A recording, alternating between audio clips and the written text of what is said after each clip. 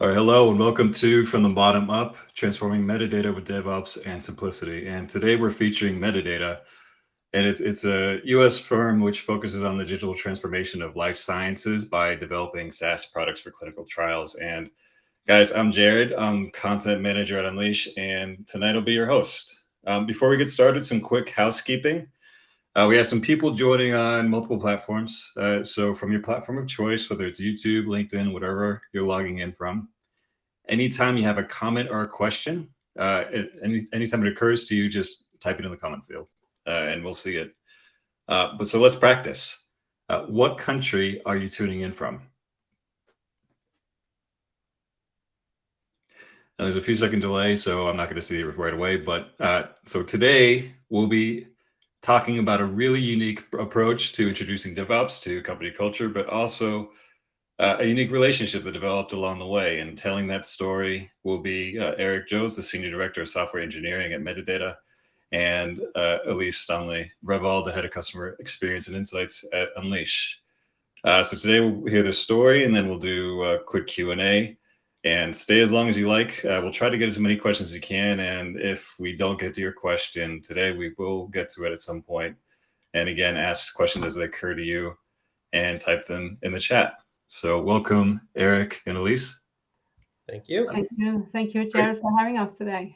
Yeah, awesome. Guys, I'm going to step back. Let's take it away. Thank you. Cool. Yeah, so I'll kick it off. I'm Erik Johs, as Jared mentioned, Senior Director of Software Engineering at Medidata. I've been at Medidata for about a year now. Background is really in software engineering from the startup space all the way to Fortune 100 companies. A little bit of everything there.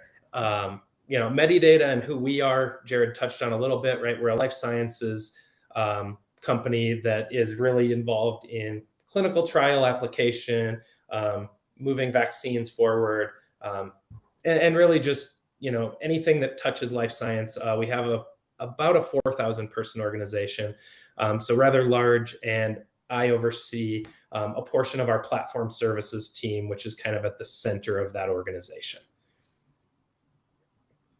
Yeah.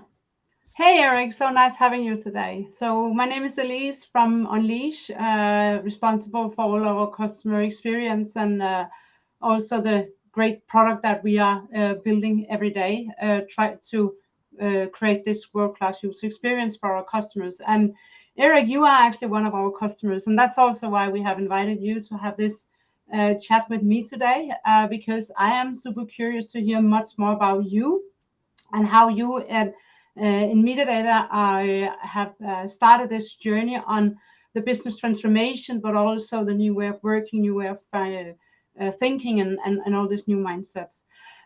What I'm super curious also to hear about before we jump too much into solutions, I would really like to understand a bit more about your use cases. What was actually the driver for starting looking into feature flag management? Yeah, that's a really good question. And it really revolved around a few different things, right? As I mentioned, we're a large organization. And with that came a very heavy process, right? So when I joined a year ago, where there were a number of things that were making delivering software more challenging than it needed to be, more bug prone than it needed to be. And so the main drivers, there were lots, right? But the main ones that we were looking at were, we were releasing about once a month, maybe once every 2 months with most of our services. That was causing a huge number of challenges. There were some quality issues, and then we'd get to hardening phases, and how do we keep things in sync, right? So just the breadth of what we were trying to release made releases very tedious and very scary. So that was kind of one of the main drivers. We also had a lot of dependencies across our core services, which were all monolithic applications. Again, keeping those things in sync was a lot of manual steps, a lot of people trying to keep it in sync, but again, lots of error-prone pieces. Processes as a whole, right? Because we're in a regulated industry, this driving for perfect and, over-indexing on that, the processes that were human built around this were the number of Jira steps we had to go through just to show that, yep, we validated a release and it's safe.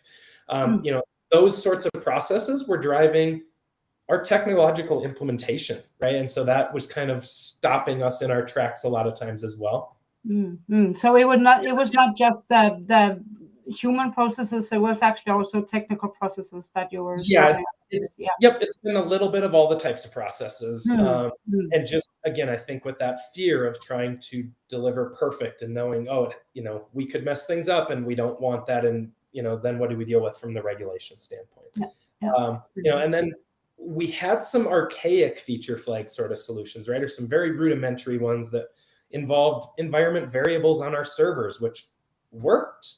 But then, when we needed to make an update, we were redeploying our containers. So 30 minutes plus for changes to take effect. And as we're in our development environments, having people sit around waiting for something to redeploy for 30 minutes was just, adding to the additional stress of these big scary releases.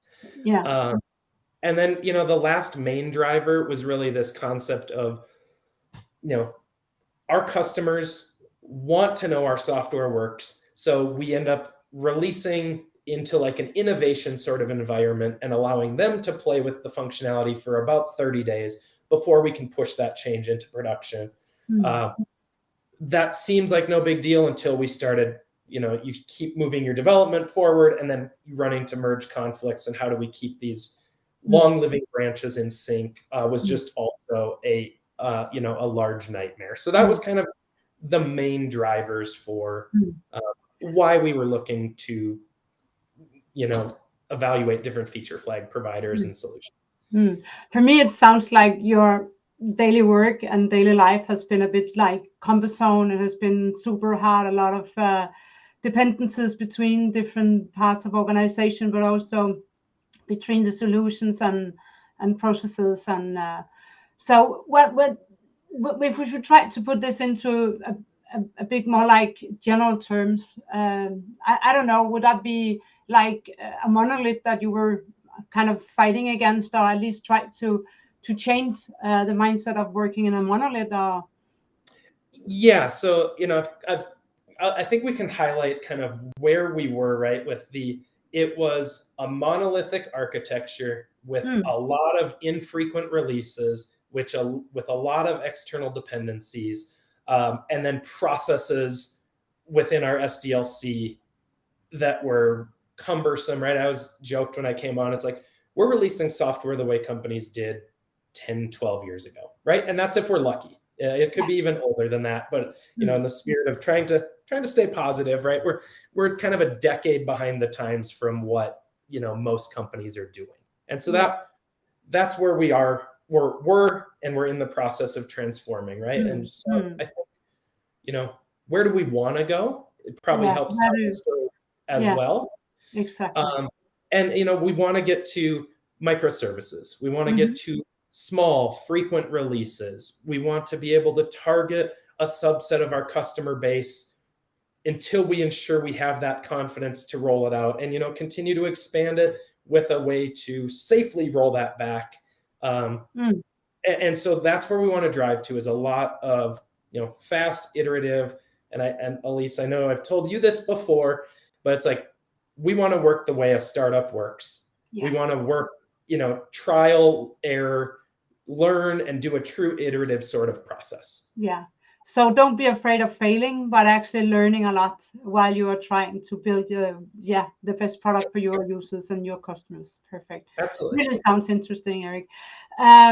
Before we jump into how you and I actually are co-creating and work so super close together in our daily work life, I would actually like to ask you about how was the journey from when you realized that you have these kind of use cases, we actually want to break out of this monolith, we want to do something different. How did the process look like from the first day when you decided this is what we were going to do? I believe that it was not just you waking up one Monday morning and say, hey, I want to change the whole metadata, but maybe it had been like a bit more like incremental process. Maybe it took a couple of months. I don't know. Yeah, this actually started with feedback from our developers, right? Of this is painful. We spend so much time trying to get a release out the door. Mm-hmm. Why are we wasting our effort here, right? And there's better ways to do it, right? And so our developers had kind of come in and said, okay, how could we solve this problem? And it started with looking at a broad range of vendors, right? Open source versus pay models.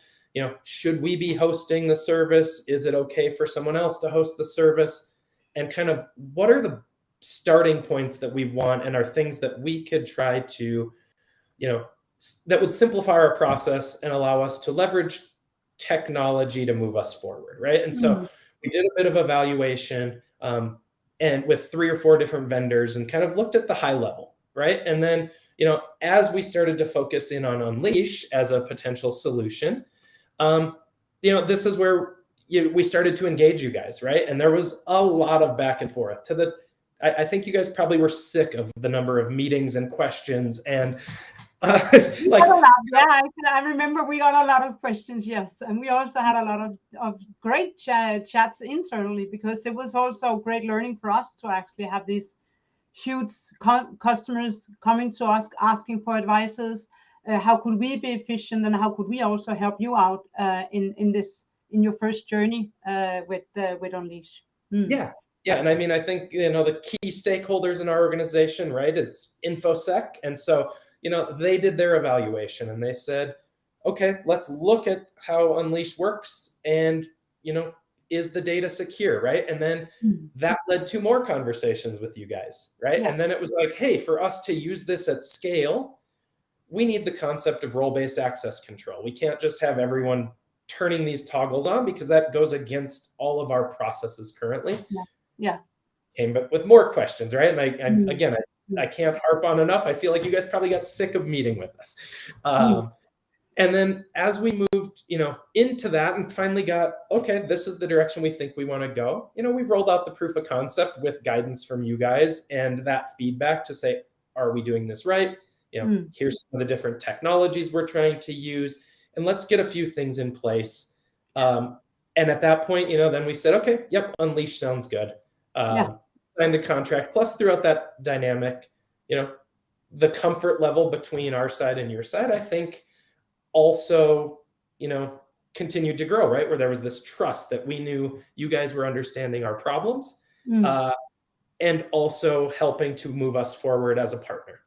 Yeah, and actually, I remember when we look into these slides and these small boxes, I actually remember the first time we did a co-creation that was actually on the role-based access control, because I remember we had already that conversation ongoing inside Unleash, and then you came and you had all these questions, and then we were just like, whoa, this is a perfect opportunity for us also to start learning what is actually the customer's needs when it comes to this role-based access control.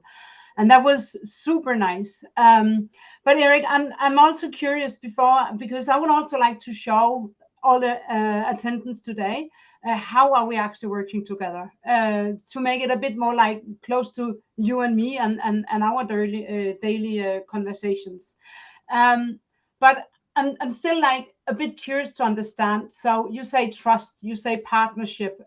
Could you just maybe add a few more words about that? I mean, for me, we do whatever we can to make sure that we can partner up with our customers. But I'm just curious to understand why did you select us instead of, I don't know, so many other good vendors?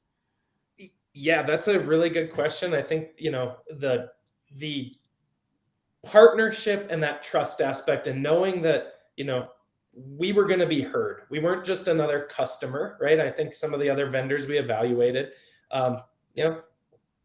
it felt like, we were kind of on our own. Here's the tool, go out and do it. And I think, from day one, you guys were willing to show that we're going to help guide through solutions. We're going to meet, we're going to understand problems. We're going to talk about the different use cases, and not just from a feature flag standpoint, right? But also understanding the business. How is this set up? How can we help you guys move Unleash into the organization? But also not telling us it has to work a certain way, right? That flexibility of, you hear our problems, you know, we have constraints that we can work around, and it's like, let's work together to find a solution that meets our needs and may push you guys outside the box a little bit for what, you know, you tend to guide people towards. So that was kind of the main drivers, is really that partnership, really that trust that we built. And then you guys put the actions into words when it was like, okay, yeah, what can we do to help? And you were there, you were responsive, and you made it a success. Great. But what I would also like, if we just jump to the next slide, because we did all this, and you did a lot of work with all this proof of concept and stuff like that, and just also to make all our good people in this room understand and have an idea of what do we actually talk about when we are saying that we are working close together today. Besides when you and after you finish the proof of concept, we had this product kickoff where we really wanted to understand. We're so eager to understand what are your use cases, what is it that you're struggling with, how can we actually help you and support you of breaking out of this monolith and take you into this new way of working with small, as you say, smaller deliveries, faster time to market, and also minimize the risk. I remember we also did the technical workshop where we went through the configuration you already set up. We had a lot of fun because for some of it seems to be like perfect, and some of it was maybe we should adjust this just a bit. Elise, I think that just highlights the point I made before, right? Of like helping guide us, helping steer us, and not letting us feel like we're just, you know, there and we're going to start from a bad base. Yes, and that is probably how you also, at least that's what I realize whenever we have a chat. I'm always ending up asking you a lot of questions, and sometimes you have no chance how to respond to this. But again, you always figure it out. Sometimes it ends up like I don't even have to ask the questions because you already have started asking the questions yourself, and I really like that, Erik. We did this training and enablement for the core team, make sure that everyone is proper onboarded in your teams, make sure that we have these bi-weekly check-ins to make sure that you are actually up and running, you are still going in the direction that you actually want to go. And then there is this small tweak that I really like us to dive a bit more into, because that is the collaboration. And for me, that's at least what I really appreciate. I appreciate all the conversation that we have, but also like you are contributing so much to our product and the product development.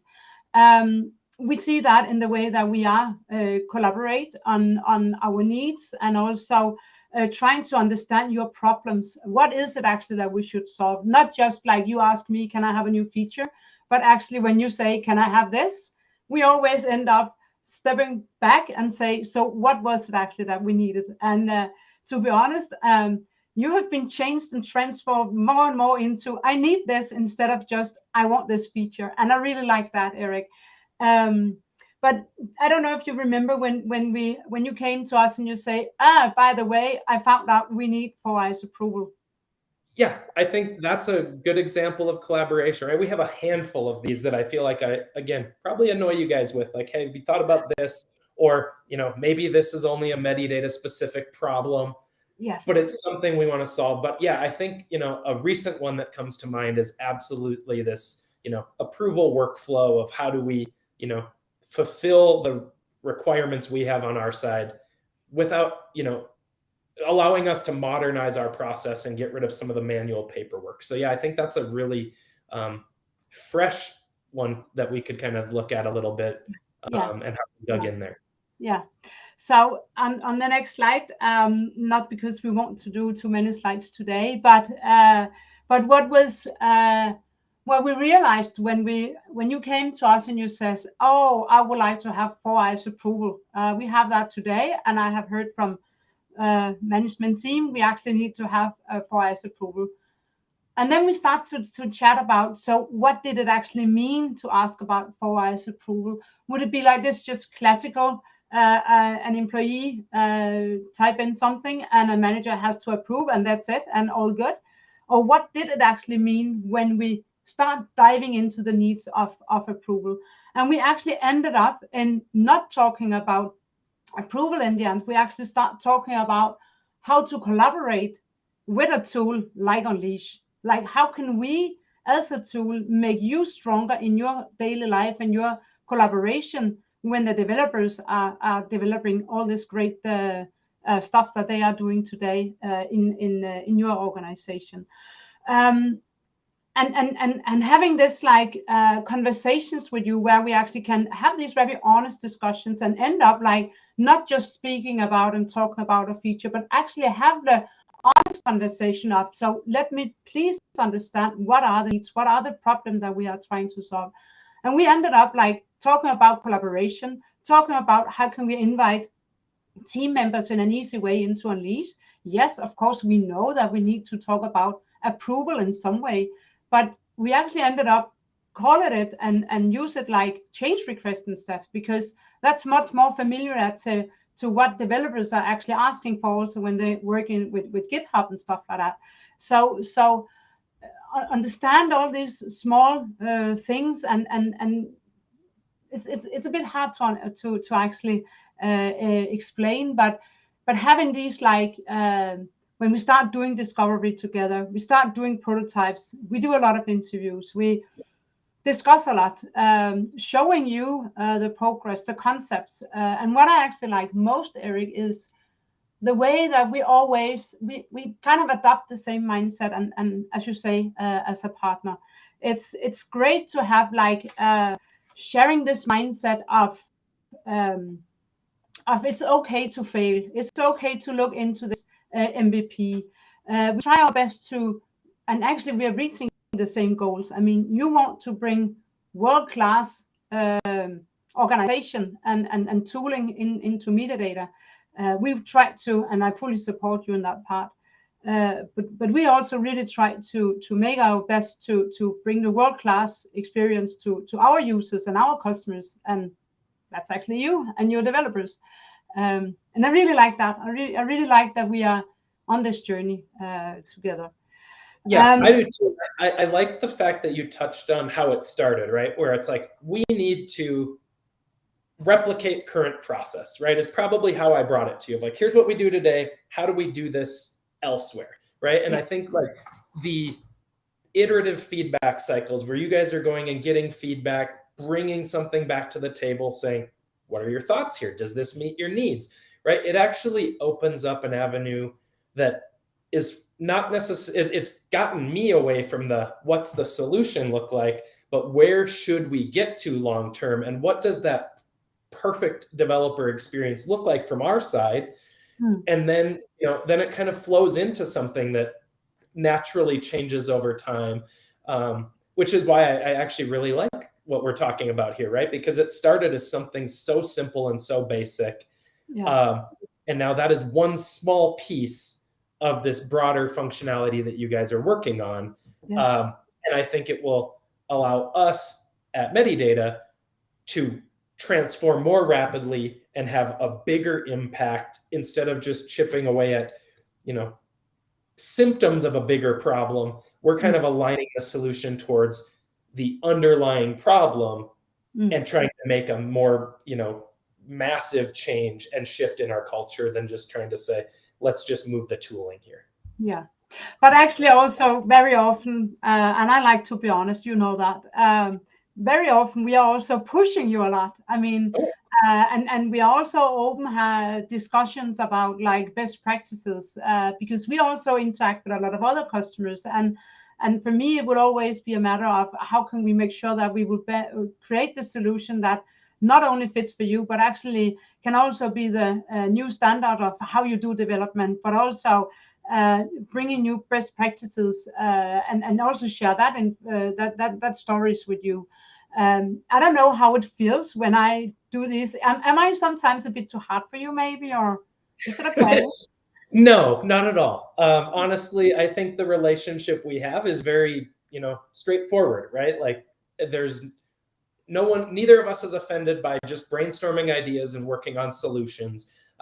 So, I actually very much appreciate the direct feedback of like, what are you trying to do here? Why are you doing this? Because I think I probably bring the same things at times where it's like, we'll look at solutions you guys are putting together. And it's like, no, don't over-index on that, right? And that's my point of view, but I'm very direct about it, and I don't think you take it in that way either. So absolutely not. And what I also like is that if sometimes you ask me to technical questions, and sometimes you do actually do, then I also enjoy that okay, we can always find a technical guy and we can schedule a new session. It don't have to be like 1 hour, 2 hour session. Sometimes it's just like very short one where we can jump on a call, make sure that we also get this clarifications, and you can have this technical talk with a technical guy, which is super beneficial for me as well, because I also learn a lot from that part.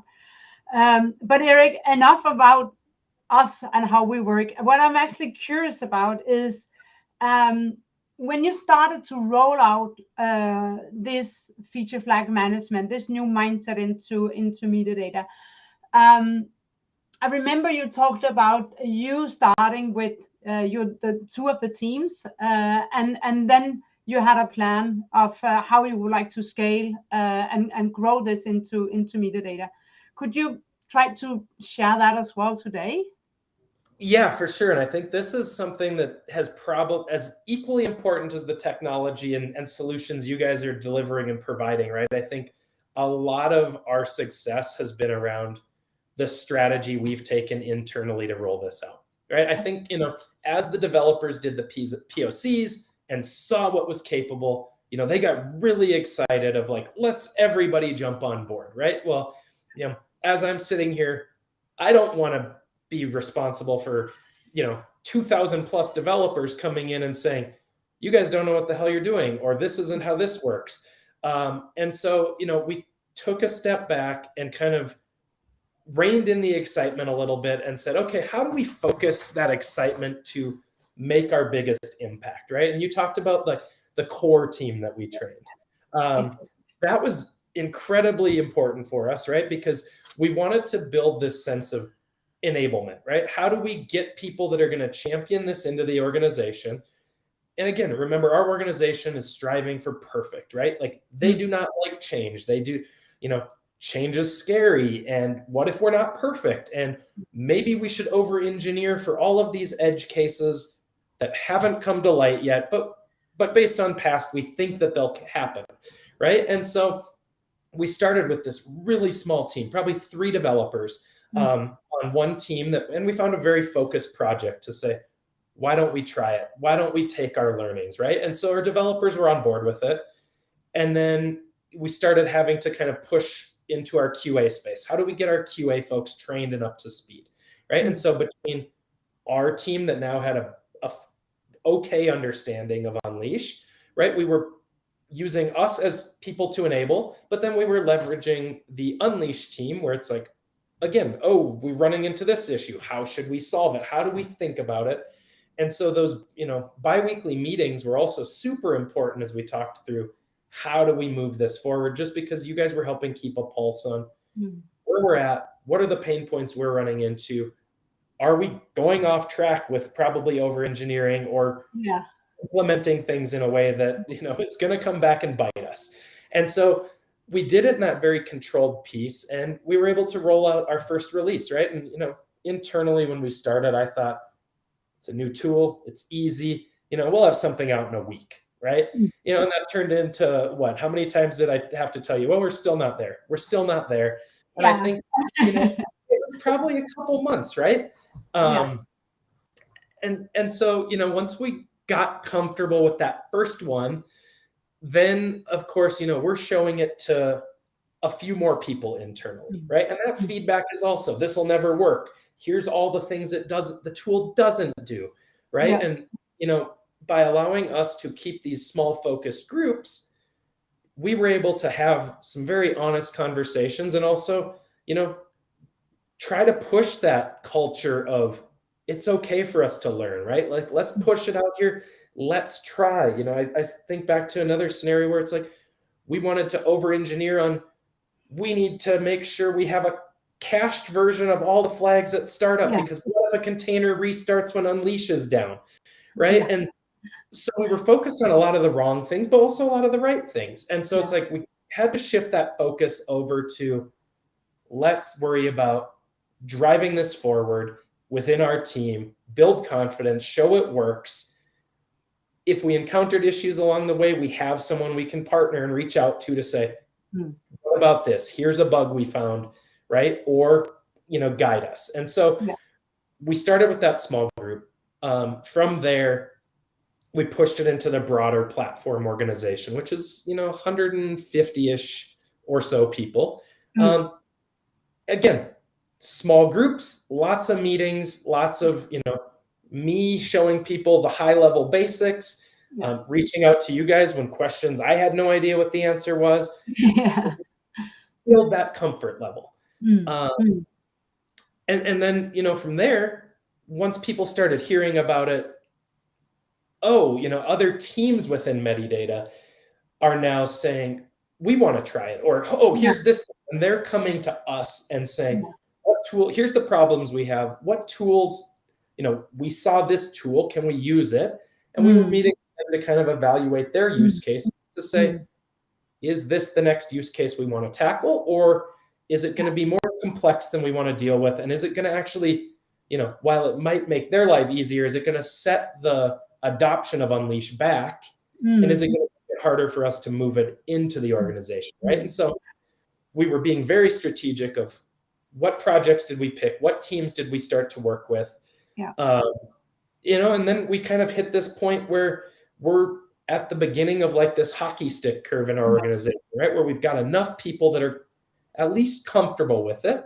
And we've been able to set up the right processes in place for feedback and to keep, us focused on the right things and not bring all of the noise and distraction to the Unleashed to say, all of these different features. And we've kind of been able to filter that out while hearing people out.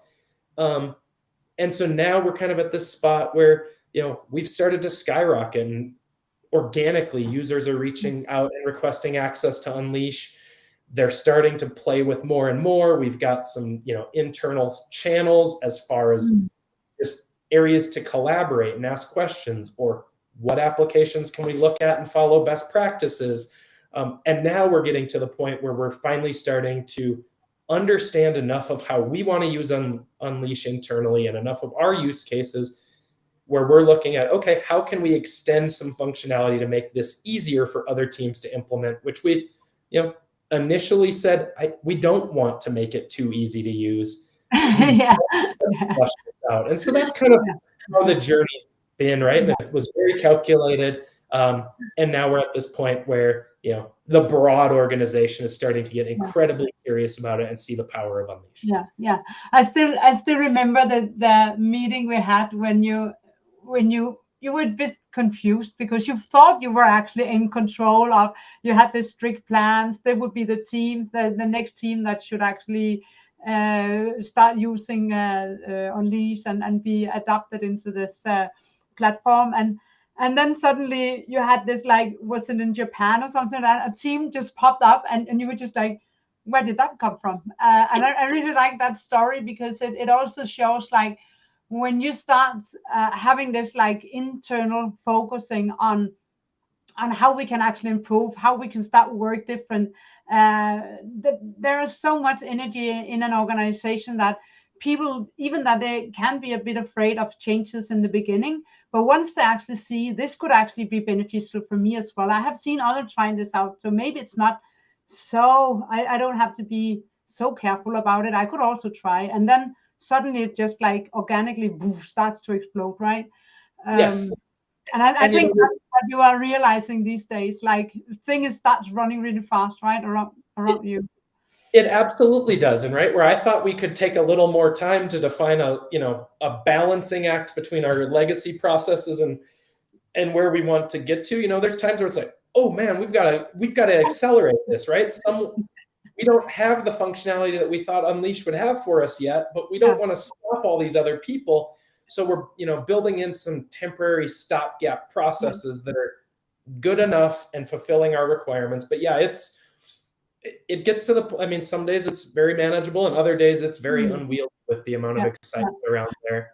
But one of the interesting thing about this is also like, we thought in the beginning together that we would be in control of all this training and enablement stuff and all these things. But suddenly we realized together, like, okay, we actually also need to help you start doing all this training and enablement yourself. And that also means that start sharing like the concept of Unleash, but also the training materials that we are working on, and start having this concept of train the trainer, and make sure that you also feel comfortable, start training the organization, and also your super users should go out and do training. And so at least I was not aware of that in the beginning. I thought it was super nice. You had this structured plan, and then overnight it just like exploding internally in Medidata. And I really like it, and I think it's great, and really hope that a lot of people are benefit from this and happy users. And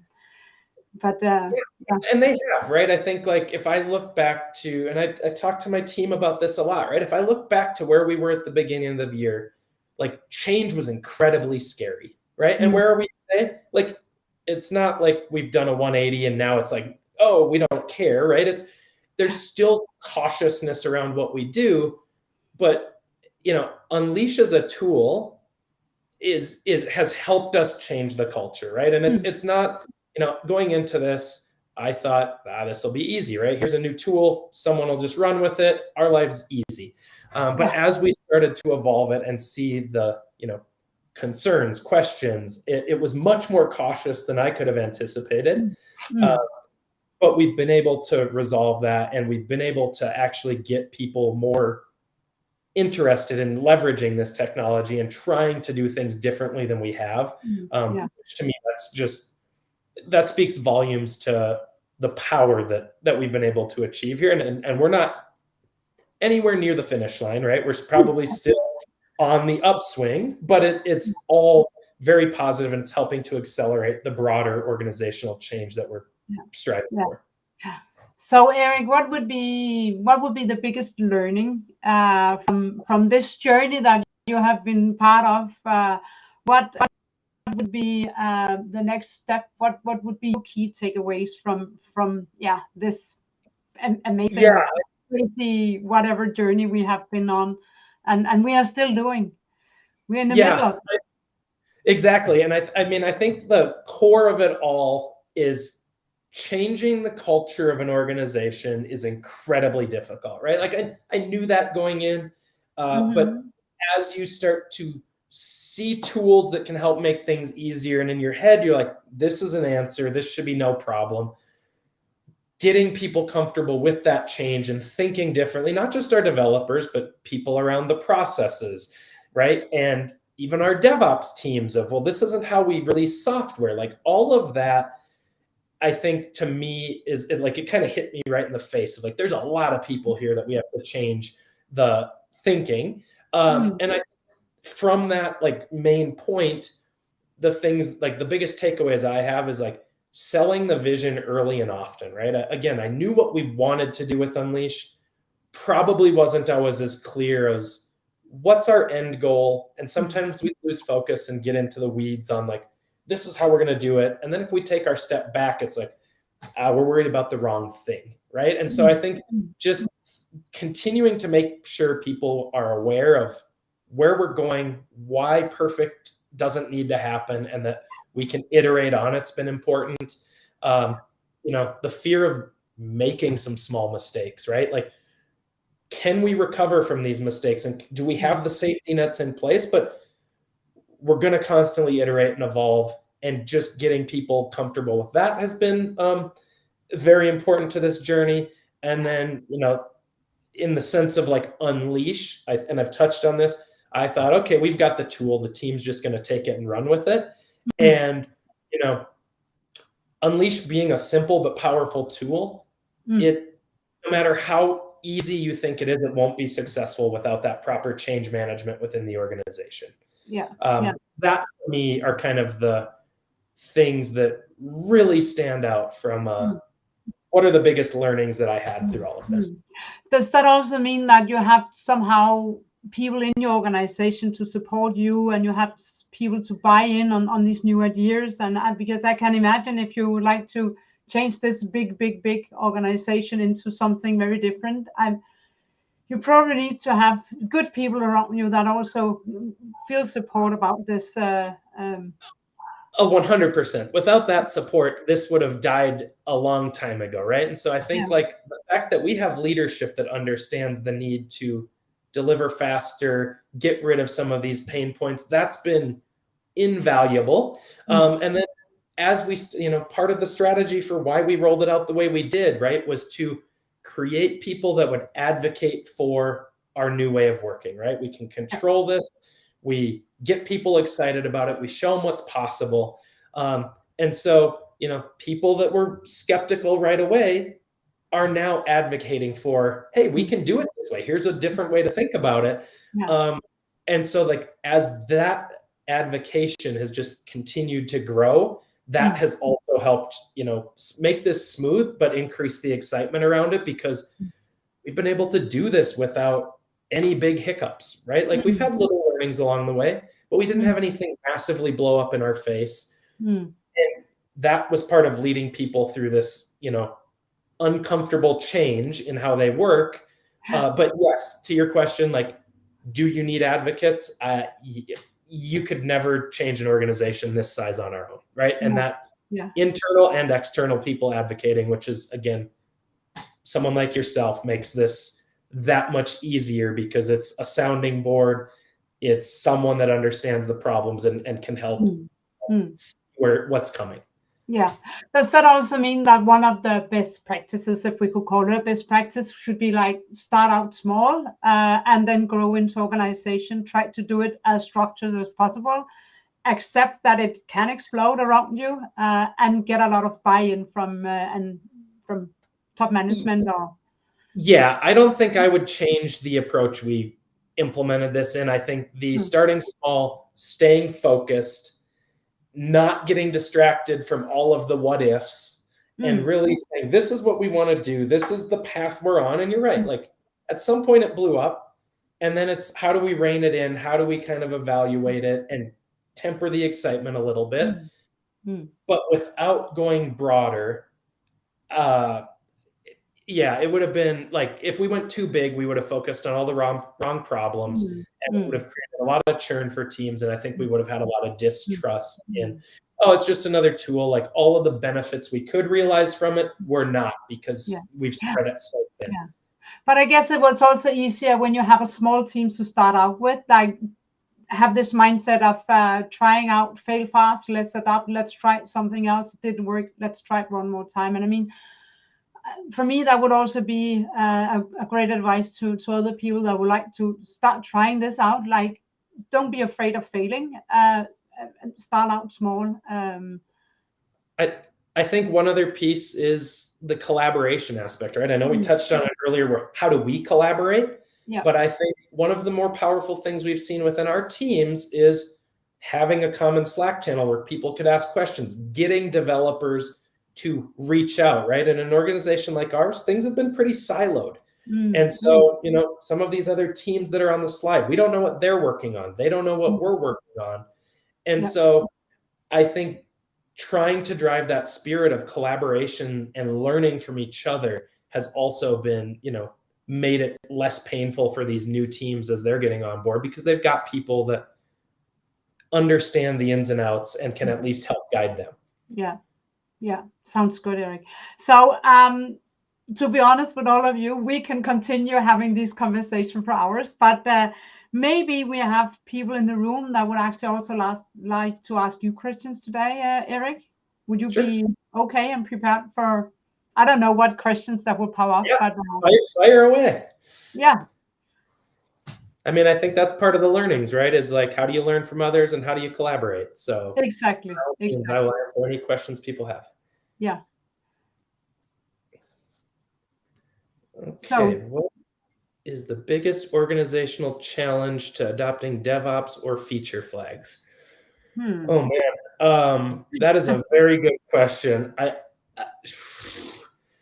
I think, it's probably the cultural aspect, in the sense that, like, we've had this process, we have, a Jira flow for this, and then someone jumps in and does their step, and changing that, is now shifting the DevOps culture to, we don't want you to be button pushers.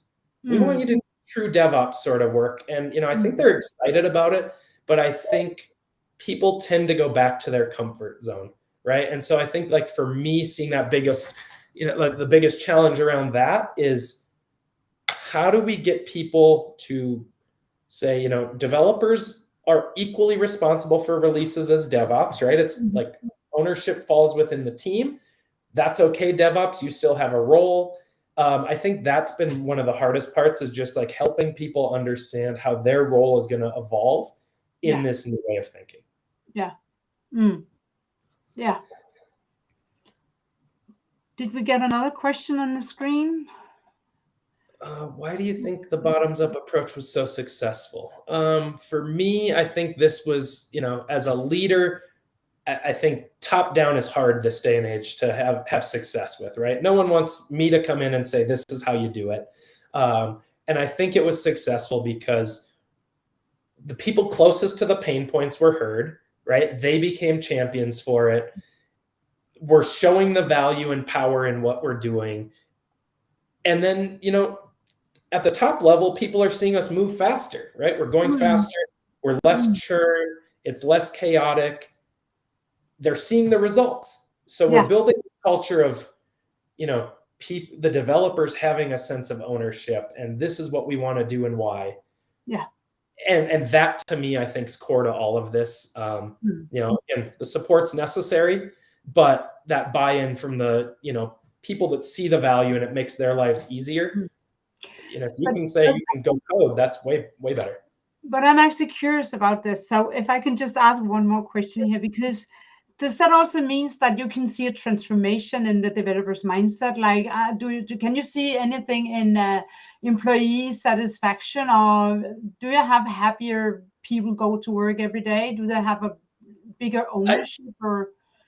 I think it's going to depend on the person, right? But I think as a whole, I've actually talked to a couple developers, and they were saying, we spend 60% of our time babysitting releases and going through processes. Yes. And, the goal with this is said, how do we flip that, right? Or how do we say, do 20% of 20% of your job should be things you don't enjoy doing, but focus the 80% on writing software and solving problems.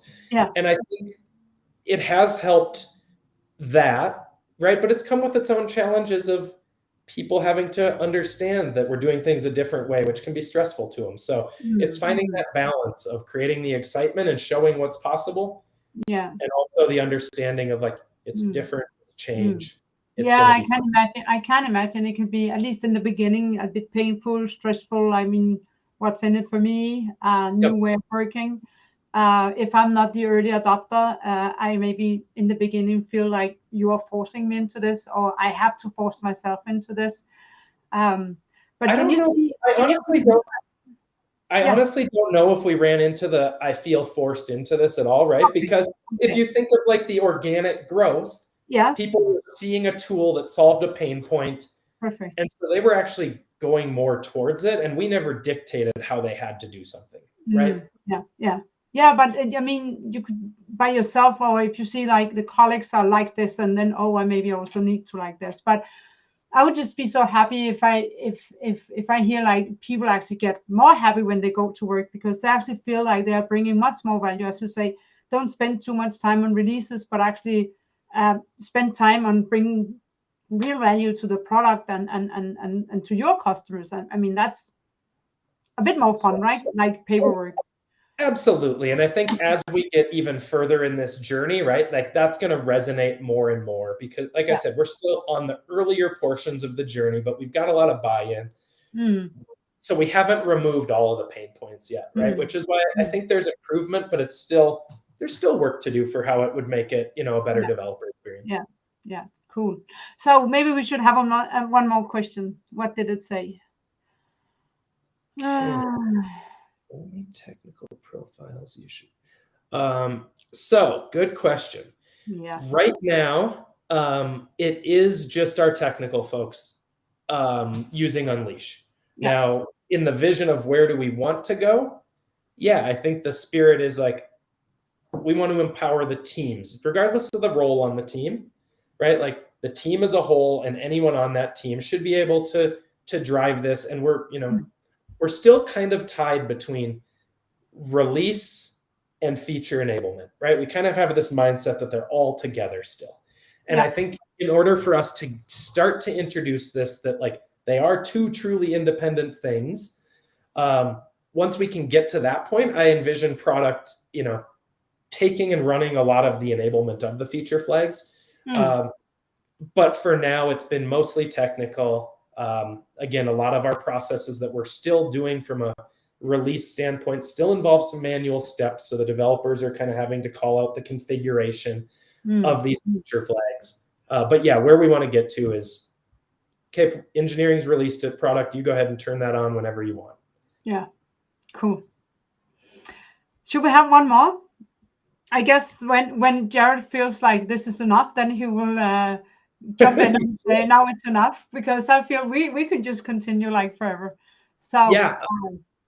Hey, Jared, there you are. Hey guys, this is the last question, but feel free to keep going. Okay. Yeah, so how has Unleash impacted our QA team's workflow? First and foremost, it's made it much simpler, right? I talked about like, hey, they had to wait 30 minutes before, and then someone toggled, if they had a dependent feature flag that needed to be toggled, they were spending a lot of time wasting, just sitting around churning. Moving to Unleash, the first feedback we ever got from a QA person was, oh, I toggled it and it just works, right? And so, from their workflow, it's forced them to collaborate a bit more because, they're turning on and off flags at times that are, conflicting with each other. So that feedback cycle, but as a whole, it's allowed them to focus on not babysitting deployments through our test environments, pushing it into, or pushing these changes out and enabling features quickly. And then from a release standpoint, it's also given us that, sense of confidence that we can start to release unfinished features behind these feature flags and quickly enable them in our test environments, but know that, we're okay in here. So it's gotten to the point where like the true continuous integration sort of activities have also accelerated. Yeah. Cool. But I'm really looking forward to when we start having conversations about what about all the business people. That would be super interesting also to see Probably how they could into this and how they could actually change their daily work as well. Yeah. We have Jared back. Yep, it's time to close. Thanks so much for your time, and I believe it when you say you could keep on going on forever. Like your energy with each other is like super nice to see in person. It's just really natural and warm. Guys, thanks everyone for joining today. If we didn't get to your question, don't worry. We have a record of all questions in the chat, and someone from the team will get in touch with you. Everyone here gets a free custom t-shirt. Just go to getunleash.io/shirt after this chat and order your size, the text, and whether you want crew neck or v-neck. It's pretty cool. Coming up next, we have on 24 January, we have Tom Hill at CodeScene, who's going to be talking about quality code and fast delivery. It's going to be a really cool talk, guys. You really should put this in your calendar. If you forget about it or you forget the date, you can always get information about this on our social channels like LinkedIn or Twitter, or just join the Unleash community if you haven't already. Thanks again, Erik and Elise, for joining, and thanks everyone for taking part in such an awesome conversation. This is really great. You bet. Thanks, guys. Thanks for having us today.